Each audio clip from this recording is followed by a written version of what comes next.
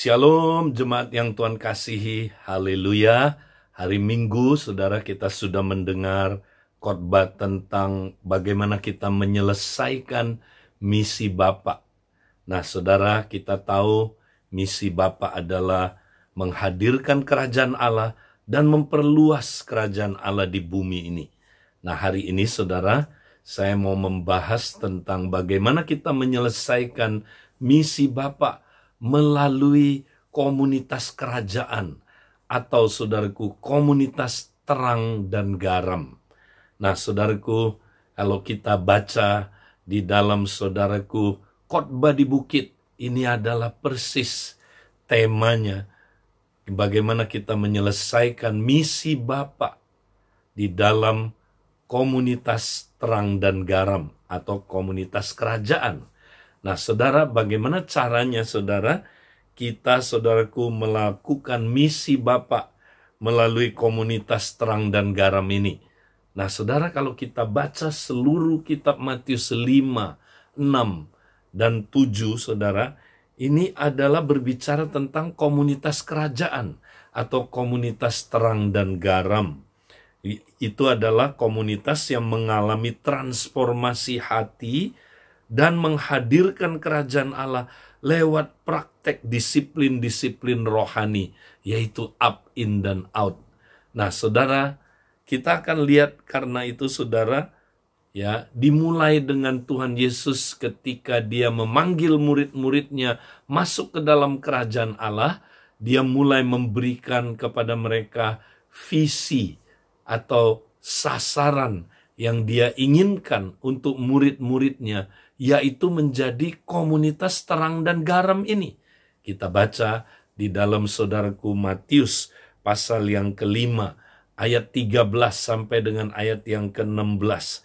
Kamu adalah garam dunia. Jika garam itu menjadi tawar, dengan apakah ia diasinkan?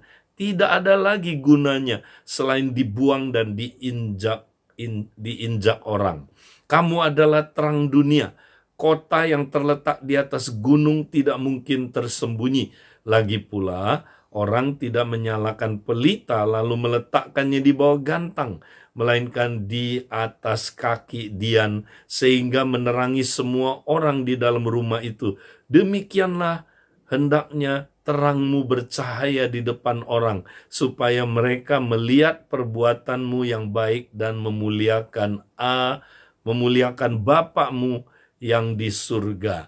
Nah saudara, kalau kita baca Matius pasal yang kelima ayat yang ke-13 sampai ayat yang ke-16, ini berbicara tentang saudara komunitas yang Tuhan mau bangun, komunitas kerajaan, yaitu yang berfungsi sebagai terang dan garam. Apa artinya saudara? Nah ketika Tuhan berbicara ini, dia bukan berbicara kepada pribadi-pribadi saja, tapi konteksnya adalah dia menyebut mereka kamu itu jamak saudara. Kamu adalah garam dunia, kamu adalah terang dunia. Nah saudara, apa artinya? Tuhan mau murid-muridnya menjadi sebuah komunitas kerajaan yang berfungsi sebagai terang dan garam. Nah saudara, apa artinya kamu adalah terang? Nah kita tahu saudaraku, Yesus datang ya untuk menghadirkan kerajaan Allah di bumi ini. Kerajaan Allah adalah kerajaan terang. Jadi dia mau kita berfungsi sebagai terang. Ketika kita berfungsi sebagai terang, maka kerajaan kegelapan kalah, disingkirkan. Ya, pekerjaan kuasa gelap dihancurkan karena saudaraku kita datang membawa terang. Nah, apa artinya saudara kita membawa terang? Kita hidup di dalam kebenaran. Ya, kita dikatakan di sini saudara, demikianlah hendaknya terangmu bercahaya di depan orang, supaya mereka melihat perbuatanmu yang baik dan memuliakan Bapa-Mu yang di sorga. Ketika kita menghadirkan terang, saudara, nah apa yang terjadi? Perbuatan-perbuatan terang itu akan memuliakan Bapa di surga. Dan orang-orang bisa melihat pekerjaan terang itu sehingga mereka melihat kerajaan Allah, saudaraku. Nah, jadi kita mesti, saudaraku, menghadirkan terang, kebenaran ya di dunia ini, saudara. Ya. Nah, lewat perbuatan-perbuatan kasih yang kita lakukan, saudara, maka saudaraku, dunia ini akan melihat kasih, budaya kerajaan Allah. Ya, mereka akan melihat kebenaran. Ini, saudaraku, adalah dasar hidup ya orang-orang yang ada di dalam kerajaan Allah. Terang itu pasti menghancurkan kegelapan, saudara. Jadi Tuhan mau kita menghadirkan terang di dunia ini, ya. Nah, yang kedua apa, saudaraku? Kamu adalah garam dunia. Nah, sebenarnya lebih tepat, saudara, kamu adalah garam bumi. You are the light of the world, but the salt of the earth. Ya, saudara. Jadi lebih tepat kita ini adalah apa, saudara? Kita adalah garamnya dunia, garamnya bumi, atau garamnya tanah ini, saudara. Kalau saudara baca di dalam Lukas pasal yang ke-14, ayat-ayat yang terakhir, dikatakan kalau garam kehilangan rasa asinnya, kehilangan rasanya, tidak ada gunanya. Tidak ada guna untuk apa? Pertama, tidak ada gunanya untuk ladang atau untuk tanah. Nah, zaman dulu, saudara, garam digunakan untuk perang. Ketika satu kerajaan mengalahkan kerajaan lain, maka kerajaan yang menang itu menaburkan garam ya pada kerajaan yang kalah, saudara. Ya, ladangnya ditaburi dengan garam. Nah, apa artinya garam di situ? Pertama, garam itu kutukan buat musuhnya. Jadi ditabur garam artinya ya musuhnya terkutuk, musuhnya kalah. Ya, saudara, itu fungsi garam. Ya, yang kedua, garam juga mematikan produktivitas dari tanah, ladang yang ada. Ladang-ladangnya dikasih garam supaya tidak berproduksi lagi, sehingga musuhnya kelaparan dan kalah. Nah, saudara, demikianlah, saudara, kita adalah garam. Kita diutus oleh kerajaan Allah sebagai garam, diutus ke dalam dunia ini. Ya, di bumi ini dikuasai, saudaraku, oleh kerajaan kegelapan. Nah, kita diutus sebagai garam, kita adalah kutuk bagi kerajaan kegelapan. Kita diutus untuk menghancurkan perbuatan-perbuatan kerajaan kegelapan. Kita diutus, saudaraku, ya, untuk menghancurkan, ya, menghancurkan produktivitas dari musuh-musuh kita. Jadi ketika kita hadir di dunia ini, saudara, kita bisa mengalahkan perbuatan-perbuatan kerajaan kegelapan. Kita menghancurkan ya kuasa kerajaan kegelapan. Itu sebabnya kita menghadirkan kuasa. Ya, nah tadi menghadirkan kasih, menghadirkan kebenaran. Garam itu kita menghadirkan kuasa. Garam juga berbicara tentang kasih juga, saudara. Kolose katakan hendaklah ya, apa katanya, kata-katamu jangan hambar tapi penuh kasih. Nah, bahasa Inggrisnya dikatakan ya seasoned by salt. Ya, jadi itu bahasa aslinya, saudaraku. Ya, kata-kata kita digarami. Ya, dengan apa, saudaraku? Ya, dengan kasih Tuhan. Ya, jadi kalau kita adalah garam, itu berbicara kita juga menghadirkan kasih di dunia ini, saudara. Nah, saudara, juga berbicara tentang apa, saudara? Nah, kalau kita lihat yang kedua katanya, kalau garam kehilangan apa rasa asinnya, dia tidak berguna bagi pupuk. Wah, pupuk ini apa, saudara? Nah, zaman dulu pupuk dibuat dari kotoran binatang, saudara. Ya, jadi dari kotoran kuda, kotoran sapi, kotoran binatang piaraan waktu itu, saudara. Lalu kotoran-kotoran ini dikasih garam, dan karena garam adalah, saudaraku, desinfektan yang membunuh kuman-kuman, tapi bukan hanya membunuh kuman-kuman, ya saudaraku, ya garam punya kuasa mengubah kotoran jadi pupuk, saudara. Mengubah sesuatu yang tidak berguna, yang jorok, ya, tapi diubah, saudaraku, menjadi saudaraku? Ya, menjadi sesuatu yang berguna. Ya, kita komunitas kerajaan, komunitas terang dan garam, punya kuasa untuk mengubah sampah masyarakat menjadi orang-orang yang berguna. Saudara-saudara, kita punya kuasa transformasi kehidupan, ya, sehingga orang-orang yang parah-parah kehidupannya hancur, saudaraku, ya, lewat garam pengaruh kita, mereka diubah menjadi orang-orang yang berguna. Nah, inilah, saudaraku, komunitas kerajaan, komunitas terang dan garam yang dahsyat sekali, saudara. Tuhan mau murid-muridnya menjadi seperti ini. Nah, bagaimana caranya, saudara? Nah, mari kita lihat bagaimana menjadi komunitas terang dan garam ini. Nah, selanjutnya, maka saudara, kalau kita baca Matius 5, ayat 17 sampai ayat 48, Yesus berbicara tentang apa, saudara? Ya, nah, ini berbicara tentang transformasi manusia batinia atau manusia roh kita, saudara. Ya, jadi, saudara, kalau kita mau, saudara, ya, membangun komunitas terang dan garam ini harus dimulai dari saya. Dimulai dari saya. Dan bagaimana, apa yang kita mesti lakukan? Kita mesti membangun manusia roh kita, saudara.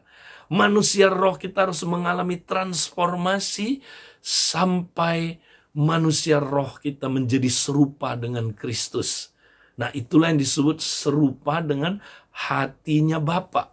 Karena hati Bapa adalah hati Kristus. Nah, saudara, sebagaimana Pak Lukas suka sampaikan, saudara, dikatakan jiwa kita, ya, manusia yang di dalam kita, khususnya jiwa kita, ya, pikiran kita, perasaan kita, kehendak kita udah dirusak oleh dosa, saudara. Ya, udah dirusak di dalamnya, saudaraku. Ya, di dalam manusia roh kita ini, khususnya jiwa kita ini, ya, ada apa, saudara? Ada macam-macam, ada dosa kemarahan. Makanya Matius 5, Tuhan Yesus membahas tentang dosa kemarahan, dosa percabulan, kemudian ketidaksetiaan kepada pasangannya, tidak setia kepada covenant, ya, kemudian manipulasi, suka bohong. Ya, saudaraku, manusia roh kita masih rusak. Ada yang masih, saudaraku, terikat dengan apa, saudaraku? Kebencian, ingin balas musuh-musuh kita. Ya, saudara, ya, akhirnya, saudara, kita hanya mempraktekkan kasih manusiawi. Kalau engkau mengasihi aku mengasihi engkau. Makanya Tuhan bilang begini, kau harus punya standar ini. Ya, dia bilang begini di dalam Matius pasal 5 ayat 48. Karena itu haruslah kamu sempurna, sama seperti Bapakmu yang di surga adalah sempurna. Nah, ini yang kita mesti capai. Kita mesti bangun manusia roh kita, saudara, sampai mencapai keserupaan dengan hati Bapa. Sempurna di sini bukan sempurna dalam segala hal. Kita nggak mungkin sempurna dalam segala hal, ya, seperti Bapa. Tapi yang dimaksud sempurna di sini hatinya, sempurna seperti hati Bapa, penuh kasih dan kebenaran, saudara, serupa dengan hatinya Kristus. Ya, itu dia, saudara. Jadi manusia roh kita mesti dibangun sampai serupa dengan Kristus. Makin kita serupa dengan Kristus, makin kita efektif bisa menjadi orang yang menghadirkan kerajaan Allah di bumi ini. Ya, makin kita serupa dengan Kristus, kita makin, ya, menjadi komunitas terang dan garam. Ya, jadi, saudara, ini yang harus menjadi goal dalam hidup kita, saudara. Nah, pertanyaannya lagi, saudara, bagaimana kita mengalami transformasi manusia roh, ya, sampai kita bisa sempurna sama seperti Bapa di surga? Nah, gimana caranya, saudara? Mudah sekali. Praktekin Matius 6. Nah, Matius 6, kalau saudara baca terus, ya, sampai Matius 7 ayat 14, itu berbicara tentang, saudara, kita mengalami transformasi manusia roh melalui disiplin-disiplin rohani yang intinya disebut sebagai up, in, dan out. Mari kita lihat, saudaraku, disiplin rohani apa yang kita perlu praktekkan. Nah, pasal 6 ayat 1 sampai ayat 34, saudara, ya, Matius ini intinya berbicara tentang mencari dahulu kerajaan Allah dan kebenarannya. Jadi yang pertama kita perlu lakukan, saudara, up. Nah, up itu apa? Ya, praktekkan disiplin mencari dahulu kerajaan Allah dan kebenarannya. Nah, apa maksudnya? Inilah hubungan dengan Kristus. Ya, inilah Roma 12 ayat 1 sampai ayat 2 persis. Coba ayat 1, mencari apa, saudara? Dahulu kerajaan Allah. Roma 12 ayat 2, mencari kebenarannya. Ya, saudara. Jadi ini persis Roma 12 ayat 1 sampai ayat 2. Nah, kita mesti tiap hari mencari kerajaan Allah dahulu.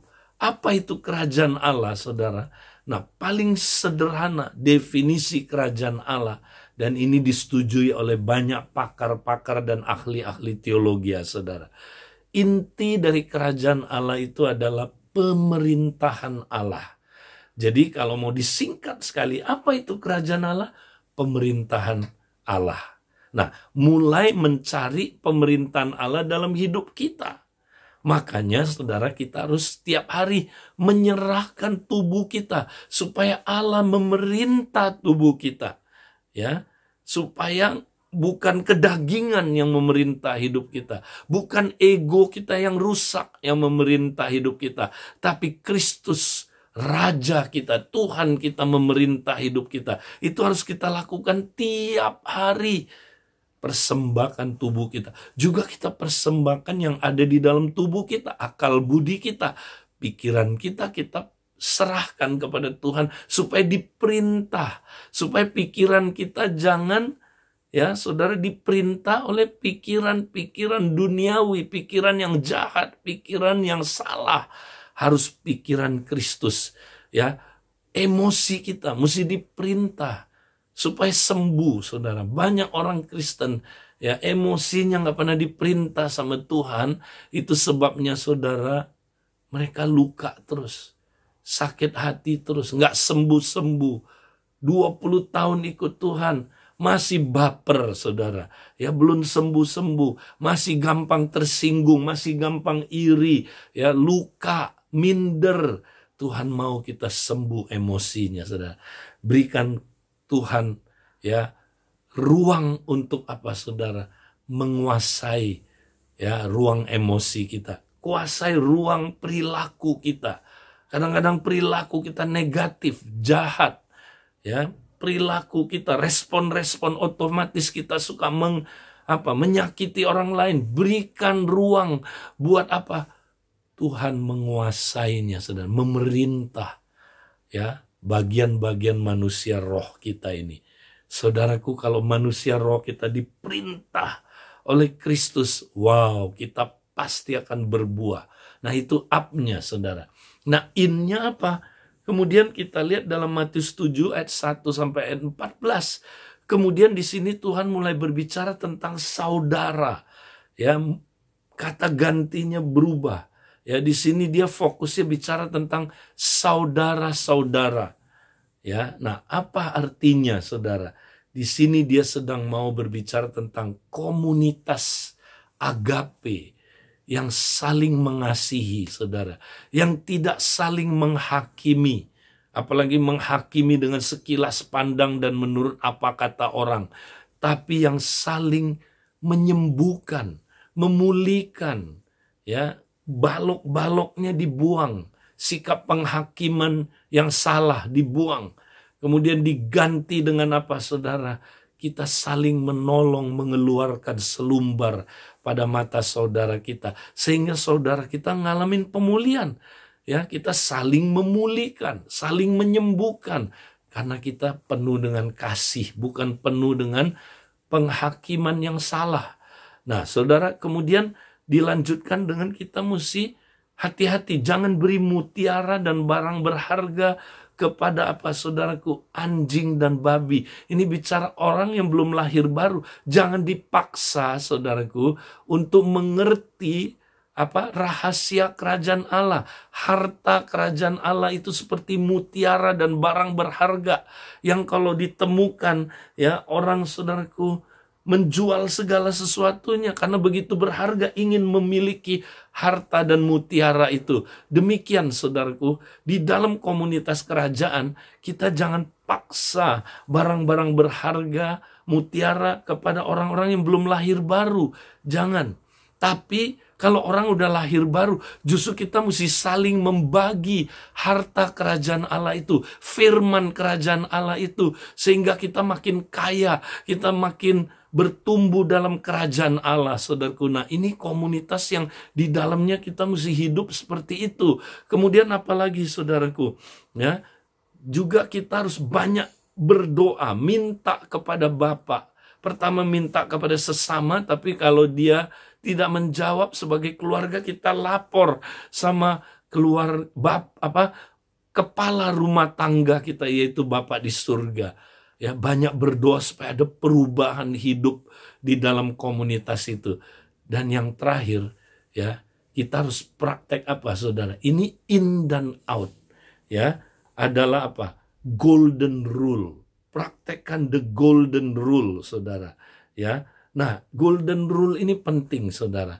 Apa yang kau ingin orang lain lakukan kepada kamu, lakukan itu terlebih dahulu kepada orang lain. Nah, kalau kita praktekkan ini, saudara, inilah apa? Ya, isi seluruh hukum Taurat dan kitab para nabi. Kalau kita lakukan ini di dalam komunitas maupun di luar komunitas, di masyarakat, di ladang misi, di mana Tuhan tempatkan kita. Kalau kita praktekkan disiplin out ini, yaitu praktek the golden rule, pasti saudaraku kita jadi terang dan garam. Maka dunia ini akan melihat perbuatan-perbuatan baik yang kita lakukan akan memberkati komunitas kita. Mereka akan, saudaraku, melihat kehadiran kerajaan Allah yang luar biasa. Nah, yang terakhir, saudara, ya, kalau apa hasil komunitas ya terang dan garam yang sehat ini? Ya, ada 2 hari ini, saudaraku, saya mau bicarakan. Pertama, komunitas tegar ini pasti akan berbuah. Karena demikianlah setiap pohon yang baik menghasilkan buah yang baik. Sedangkan pohon yang tidak baik menghasilkan buah yang tidak baik. Matius 7 ayat 17. Kalau kita praktekkan up in out ini, saudara, kita pasti akan berbuah. Pohon baik nggak usah bergumul berbuah baik, otomatis. Nggak usah ngeden berbuah. Nah, yang terakhir, saudara, kalau kita praktekkan ajaran Tuhan Yesus ini, saudara, maka kita akan seperti apa, saudaraku? Ya, kalau kita mendengar perkataan Yesus ini, khotbah di bukit ini, dan melakukannya, kita seperti rumah yang dibangun di atas batu karang. Rumah itu tahan goncangan, saudara. Saudara, bentar lagi goncangan akan datang dalam seluruh sisi kehidupan kita. Seperti hujan yang menyerang atap rumah itu. Angin yang menyerang, saudaraku, dindingnya, strukturnya. Banjir yang menyerang apa, saudaraku, fondasinya. Tapi rumah itu kokoh dibangun. Tidak bisa digoncangkan. Tahukah saudara bahwa saudara Tuhan, ya, kalau kita praktek pengajaran Yesus ini, up in out ini, ya, menghadirkan kerajaan Allah di bumi ini, maka dengar, saudara, kita tidak akan tergoncangkan. Bentar lagi goncangan-goncangan mulai akan datang, saudara. Tapi orang yang mempraktekkan, saudaraku, khotbah di bukit ini, mempraktekkan disiplin up in out, ya, menghadirkan kerajaan Allah di bumi ini, saudara, mereka tidak tergoncangkan. Ya, saudara mau? Mari kita praktekkan dengan semangat. Tuhan memberkati kita. Haleluya. Amin.